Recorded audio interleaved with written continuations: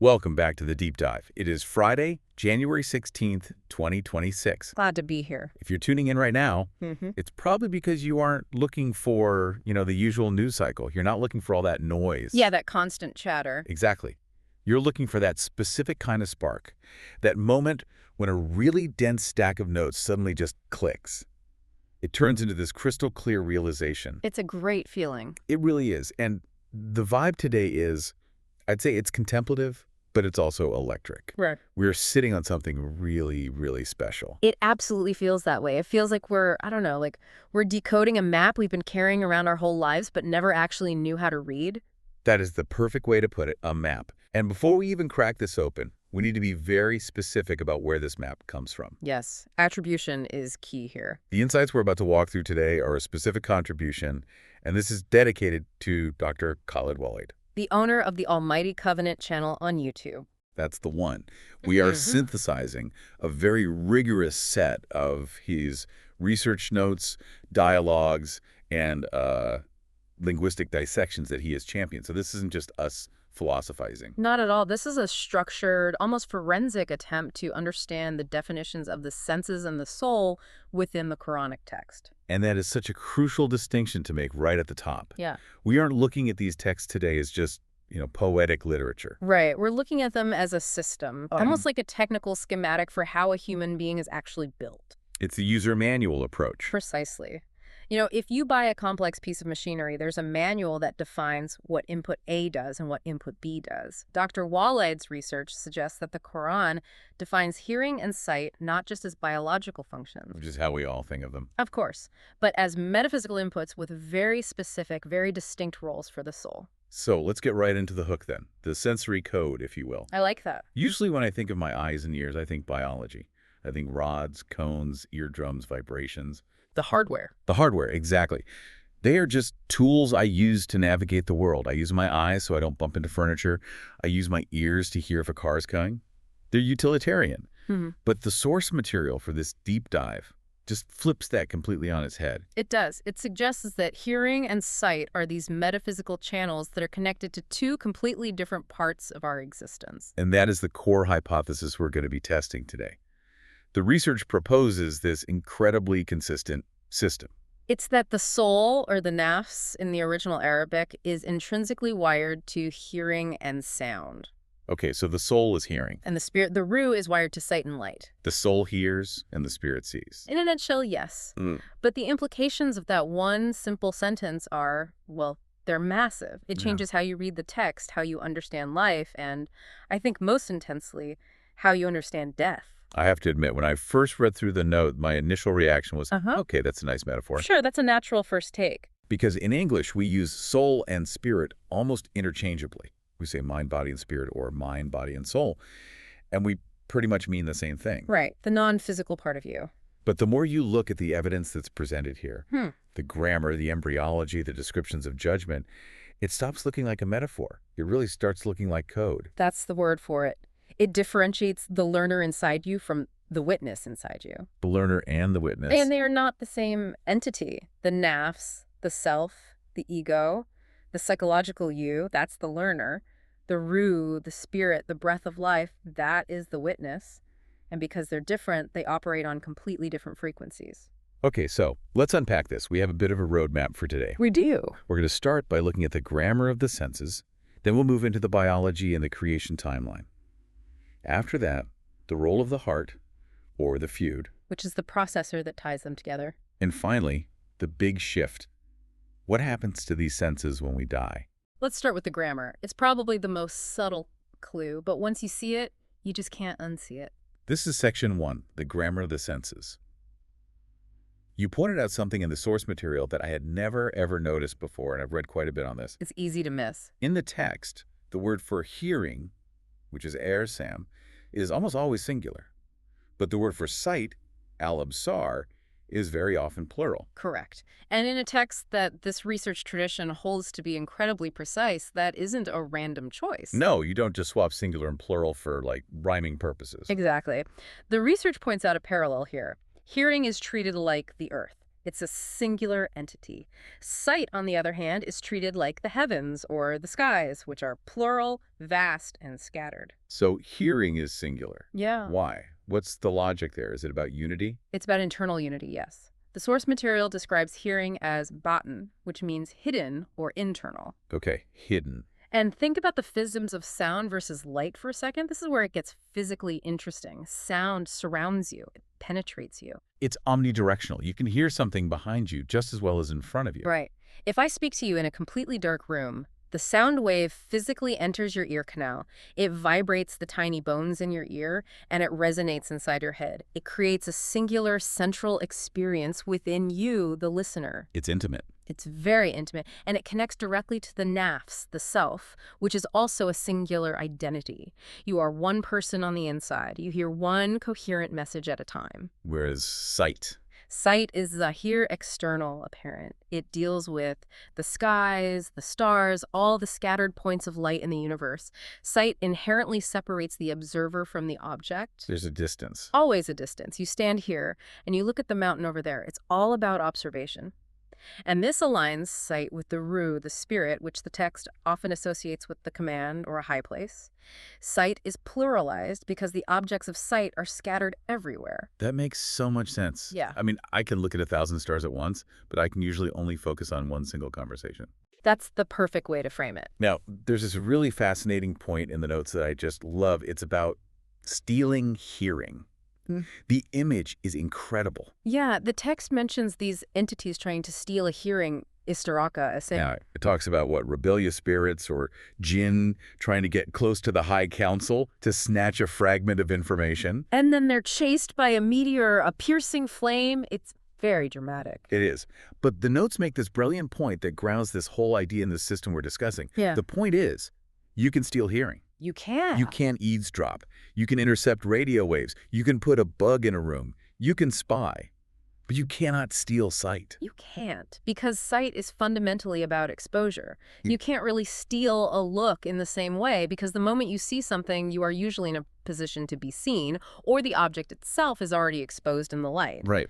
Hearing, on the other hand, implies a hidden message, a secret frequency, something that isn't for public broadcast. It implies volition, doesn't it? An active choice. To hear something, especially a secret, requires a focused effort. The notes say you have to quiet down to listen. Exactly. The text uses the phrase alka asam, which is like casting or throwing your hearing. It's an active engagement of the soul. You have to consciously tune out the noise to tune in to the signal. Whereas sight, as you said, is often passive. Very often. If your eyes are open and the sun is up, you will see. You don't have to try to see the daylight. It forces itself upon you. So if we map this onto our spiritual state, it seems hearing aligns with this earthly station of the test.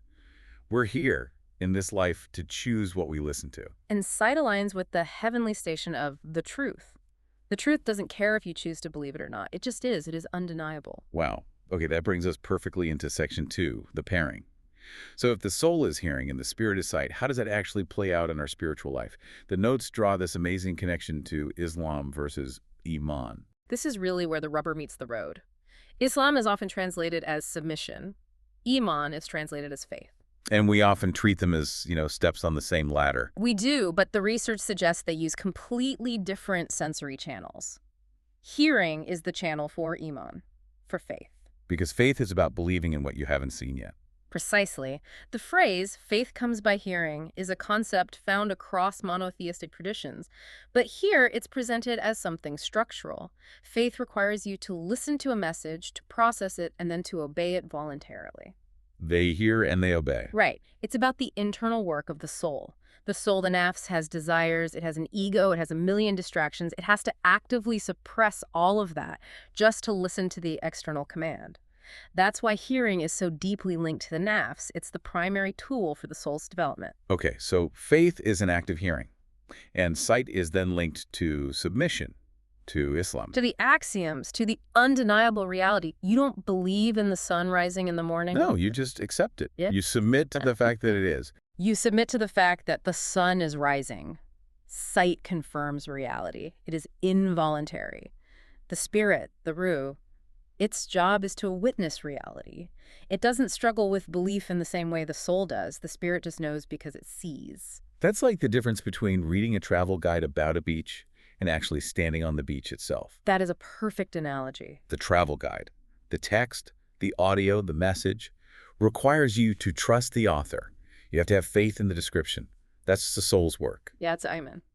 But actually standing on the beach, feeling the sand and seeing the waves, that just requires you to open your eyes. That's the spirit's work. That's Islam. That's submission. And right now, in this life, we are all holding the travel guide. We are not on the douche yet. Okay, so we have the soul hearing input and we have the spirit side input. But where do they meet? What connects them? The notes talk about the fluid, or the heart. The fluid is the processor. It's the CPU. The central processing unit. Exactly. Anatomically, or perhaps we should say metaphysically, the source places the functions of the eyes and the brain or intellect in the head. But it very specifically connects hearing to the chest or the cell.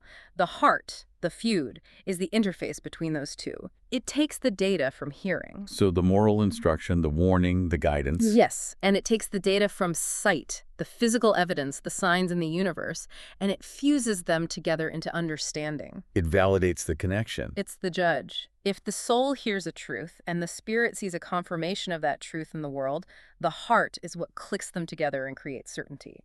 The heart says, the audio matches the video. But the system can be hacked or blocked. This is another fascinating part of the notes, the discussion of these coverings. And again, the language is so specific, it's not just a generic blind and deaf. No, it's incredibly specific. When the text speaks of blocking the heart, it uses the word akina, which means coverings or sheaths. And these coverings, they do what? They isolate the hearing. It's a psychological blockade. You physically hear the words, the acoustic vibration hits your eardrum, but the soul doesn't receive the frequency. It just bounces off. Like a firewall for the soul. That's exactly what it is. And then for the eyes, it's a different word. The notes say gishawa. Gishawa. It means a blur, a fog, or a veil. And this is what prevents sight. This is a spiritual or a light blockade. So you have two different kinds of blockades for two different senses. You have a psychological veil on the soul that prevents you from hearing the truth, and a spiritual veil on the spirit that prevents you from seeing the reality of the signs around you. It really reinforces that idea that we are operating on two different frequencies at the same time. We can be deaf on one channel but clear on the other, or vice versa. Always. And the source material argues that this isn't just a metaphor for our adult lives, it's a biological reality from the moment of conception. This brings us to section 3, the timeline of creation. And this is where Dr. Khaled Waleed's notes really shine a light on the intersection of, well, embryology and scripture. I was genuinely surprised by how much detail was in here regarding biological formation. It's a fascinating correlation, isn't it? The source highlights a specific verse in the chapter called As-Sajda, and the sequence of creation is described very, very strictly. Let me find it here. Wow. Then he fashioned him and breathed into him from his spirit and made for you hearing and sight and hearts. Look at that order. It's like an algorithm for building a human being. Let's break it down. Okay, so step 1, creation from clay or fluids. That's the raw material. Step 2, tazwiya, which means fashioning or equalizing the form, getting the proportions right. The sculpting phase. Right. Then step 3, the breathing of the spirit, the nafkaru. And then step 4, the activation of hearing, then sight, then hearts. Hearing comes first. It's explicit. Hearing always comes first in these sequences in the text. Then sight, then the heart. And scientifically, this actually checks out, right? In embryology. It does. It absolutely does. The inner ear is the first sense organ to fully develop in the fetus.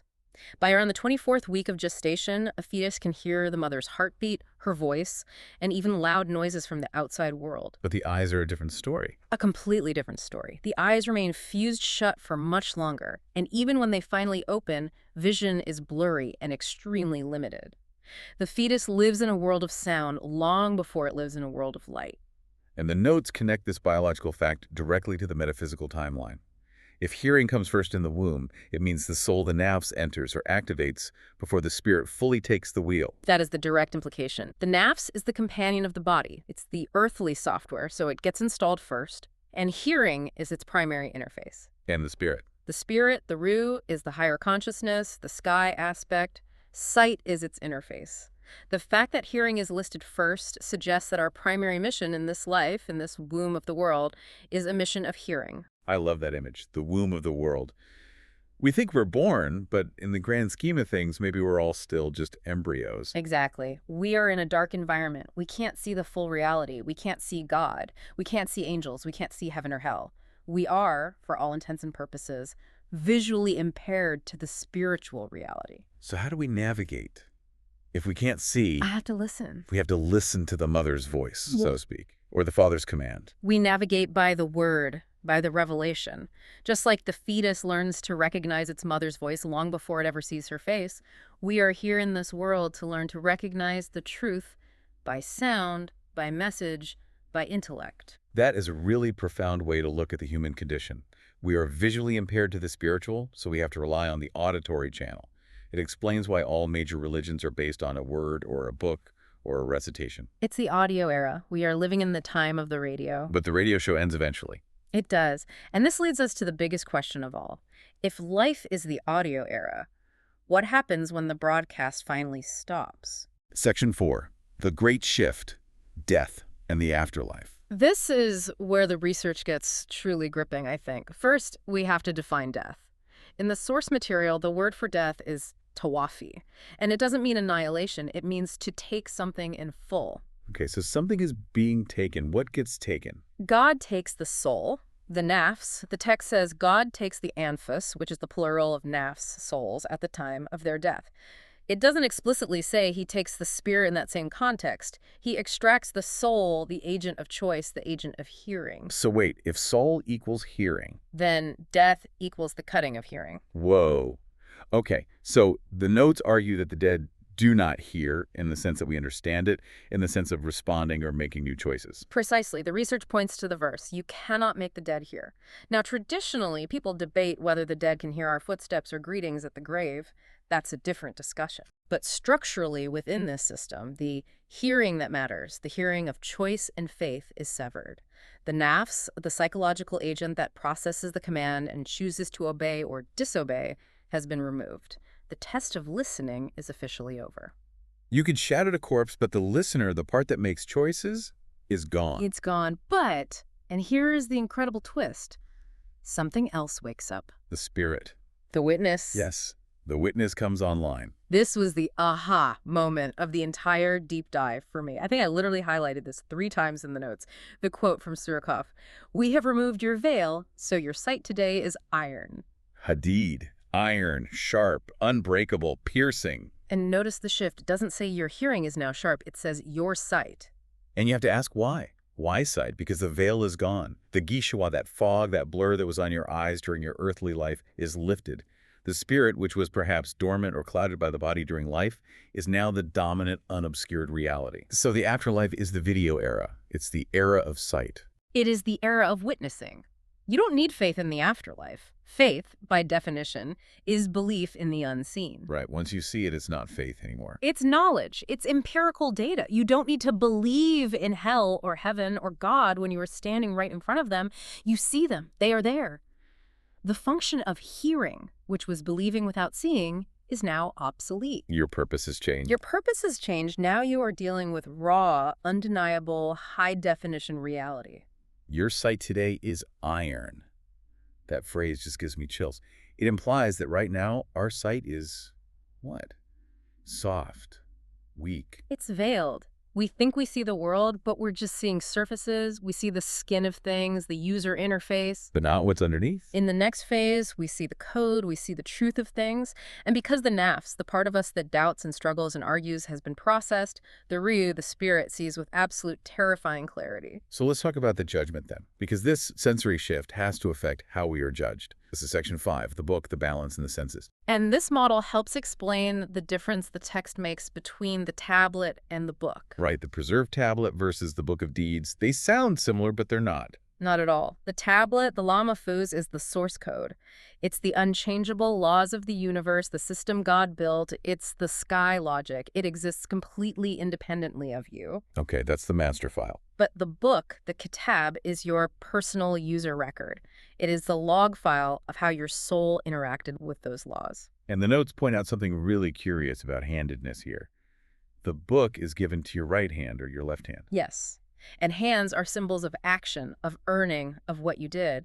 The book records what you did, but what you did was ultimately a result of what you heard. You heard a command, do not steal. You processed it with your heart, and your hand either acted or didn't act. So the book is the physical proof of your hearing test. That's fascinating. But then we have this terrifying image in the text. I think everyone who has read it remembers this part. Some people are raised on Judgment Day blind, deaf, and dumb. And the research proposes a theory for this called the just removal theory. It's frighteningly logical. We tend to think of divine punishment as arbitrary pain. But this suggests punishment is a continuation of your chosen state. So God doesn't just arbitrarily blind people. No. He removes a sense because its function was corrupted or completely abandoned during life. Okay, walk us through the logic of that. All right. So, if you had the faculty of hearing, the potential to receive the truth, but you deliberately isolated yourself, you refused to listen, you put headphones on, metaphorically, and drowned out your conscience. Then you arrive at your final destination. Deaf, you killed the function, so you lose the tool. The soul that practiced and perfected the art of not hearing is now rendered incapable of hearing. In the blindness. Same principle. If you had sight, but you never used it to gain insight, you looked at the stars and saw only balls of gas. You looked at a miracle and rationalized it as coincidence. You looked at the suffering of others and just looked away. You arrive blind. Because you didn't use sight for its real purpose. Exactly. Its purpose was to witness the signs of God. If you refused that, you lose the ability to see safety. All that's left to see is darkness or horror. And being raised mute. If you spoke without knowledge, if you spread lies, if you twisted the truth, you arrive mute. Your tool for corrupt speech is taken away. It's like use it or lose it, but on a cosmic, eternal scale. It's even more direct than that. It's more like you became what you practiced. If you practice spiritual deafness for 70 years, then you have become a spiritually deaf entity. That is your form now. Wow. The source notes mention a hierarchy of accountability. Hearing, sight, and the heart, all of these shall be questioned. The questioning follows the order of creation, the order of development. It starts with hearing. Of course. The first question at the first gate is, did you receive the message? If you say, I never heard it, that's one path. But if you admit, I heard it, then the questioning moves to the heart. Did you understand it? Did you process it? What did you do with it? And finally, your sight witnesses the result of those choices. This explains why the Quran so often says, we will show them our signs. It rarely says, we will make them hear. Exactly, we will show them. Because by the time the signs become undeniable, by the time the sky rips open or the catastrophe hits, the time for hearing, for voluntary belief, is long past. Because hearing is a choice. Hearing is a voluntary act of the soul. Seeing the ultimate reality is a forced act upon the spirit. When God decides to show you the truth, it's usually too late to choose to believe in it. You are just witnessing your own judgment. That is heavy. It really, really emphasizes the value of this moment right now. We are in the time of hearing. This is the safety zone. This is the choice zone. Yeah, this is the only zone where choice exists. As long as we are breathing, as long as the soul is attached to the body, we have the capacity to hear. We can tune into the frequency. We can change the channel. But once that shift happens. Once the soul is taken, the audio cuts out and the video turns on. And you really want to make sure you like what you see. Okay, let's try to bring this all together. A final synthesis. Section 6. We have a complete system here. It's not just a collection of random verses. It's a timeline. It really is a grand unification theory of the senses, as proposed by the research. Let's recap the 3 phases. Phase 1, life. The present moment. This is the domain of the soul and hearing. It is the era of the test and the hidden. We are navigating by the audio guide. We are in the womb of the world. Phase 2, death. This is the extraction of the soul, the end of hearing, the end of choice. It's the pause between the tracks on the album. And phase 3, the afterlife. This is the domain of the spirit and sight, the era of the witnessing and the exposed reality. The veil is ripped away and your sight becomes iron sharp. It's incredibly consistent. And we have to circle back to the person who put these pieces together in this way. This structured analysis connecting linguistics, embryology, and eschatology, this is the research contribution of Dr. Khaled Waleed. And credit where it's absolutely due. It's very easy to read these texts loosely. We do it all the time. We read them for comfort, or for rhythm, or for poetic beauty. Sure. But to sit down and meticulously map out that hearing is always singular, sight is often plural, and then connect that to the echina on the heart and the iron sight of death, that requires a forensic level of attention to detail. It suggests, as we said at the start, a Quranic code rather than just a series of random, though beautiful, poetic choices. It does. It turns the text from a storybook into a technical manual for the human spirit. It says, this is how your machine works. These are the inputs. Do not misuse the inputs. It makes you realize that the text isn't just talking to you. It's describing you. It's describing the very machinery you're operating right this second. And that's the real power of this deep dive. It moves the concepts of soul and spirit from these abstract, floaty clouds into concrete functions. Your soul is your listener. Your spirit is your watcher. So here is the final provocative thought for everyone listening. We always like to leave you with something to chew on.